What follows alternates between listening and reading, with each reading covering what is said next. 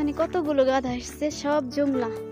এদের কোনো মালিকানা নেই, এদের কোনো মালিক নেই, এরা কারো অধীনে কাজ করে না।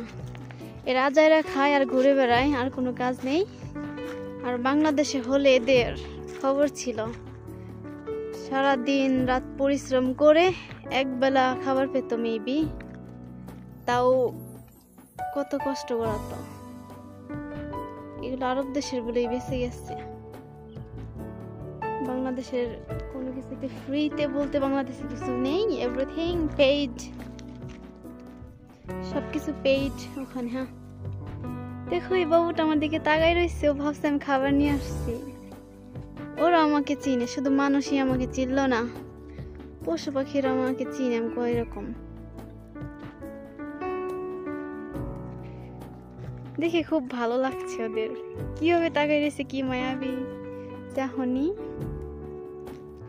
মায়াবী চাহনি। এরা সারাদিন এই পাহাড় থেকে ও পাহাড়ে ঘুরে বেড়ায়।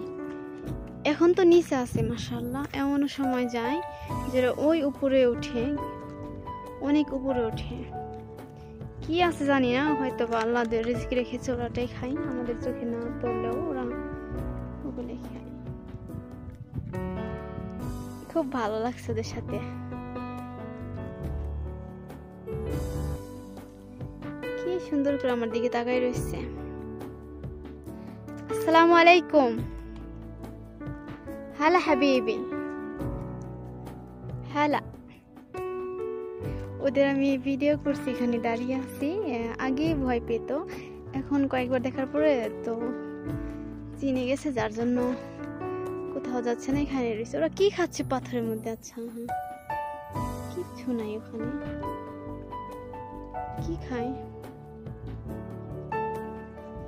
এর মধ্যে তো রিজিক লিখে রাখছে, আর অথচ আমাদের এই রিজিক নিয়ে কত চিন্তা। আমাদের দেশে একে কাকে মেরে কে খাবে, কার হক কে নিয়ে পালাবে, এই চিন্তা আমাদের বাঙালিদের মধ্যে। অথচ কারো রিজিক কেউ নিতে পারবে না, কারো হাত নেই, একটা দানা রেখে গিয়ে দুনিয়া ছেড়ে যাবে না।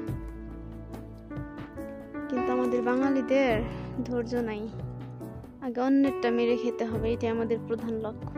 যদিও সবাই এক নয়।